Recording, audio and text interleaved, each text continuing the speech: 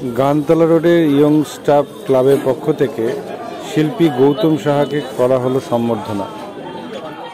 8 millimetre rule পেন্সিলের ওপর তিনি এঁকেছেন সরস্বতীর মূর্তি, আর তাই তাকে দেওয়া হলো সম্বর্ধনা। আজকে আমরা নবদ্বীপ ইয়ং স্টাফের পক্ষ থেকে ওনার একটা ছোট্ট সংবর্ধনার আয়োজন করেছি, খুবই ছোট্ট, আমাদের পক্ষে যতটুকু সামর্থ্য আমরা সেইটুকু নিয়ে আগামী দিনেও যেরকমভাবে চলছি সেটা চলার চেষ্টা করব।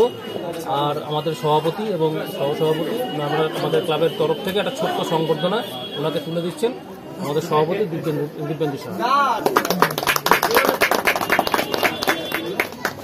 তুলে দিচ্ছেন হাতে। আমরা চাই ওনার উত্তরোত্তর শ্রীবৃদ্ধি কামনা করি এবং আজকে সরস্বতী পুজোর দিনে মায়ের সামনে নবদ্বীপের সব থেকে ছোট সরস্বতী আজকে এটা ওনার মাধ্যম দিয়ে প্রকাশিত হলো। আমরা চেষ্টা করব যে আগামী দিনেও যাতে নবদ্বীপের মানুষ হয়ে উনি আগামী দিনে আরও ভালো কাজ করুক, এর জন্য ওনাকে আগামী দিনের জন্য সংবর্ধনা জানালাম এবং উনি আগামী দিনে ভালো থাকুক, ওনার উত্তরোত্তর শ্রীবৃদ্ধি কামনা করি এবং শারীরিক সুস্থতা কামনা করি। আজকে এই সম্বর্ধনা পেয়ে আপনার কেমন লাগছে? ভীষণ খুশি হচ্ছি যে নবদ্বীপ ইয়ং স্টাফ শিল্পের প্রতি যে শ্রদ্ধা দেখালেন, আমি অভিভূত। আপনার কি কর্মের জন্য আজকে ওনারা আপনাকে ইয়ে করলেন? আমার জীবিকা আঁকা শেখানো, আঁকা শেখাই। তো শখে করোনা পিরিয়ড থেকে আমি এই ক্ষুদ্র শিল্প চর্চা করছি।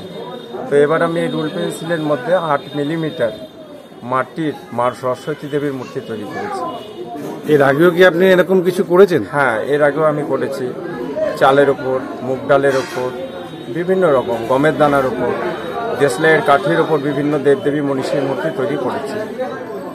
আপনার নাম? আমার নাম গৌতম সাহা।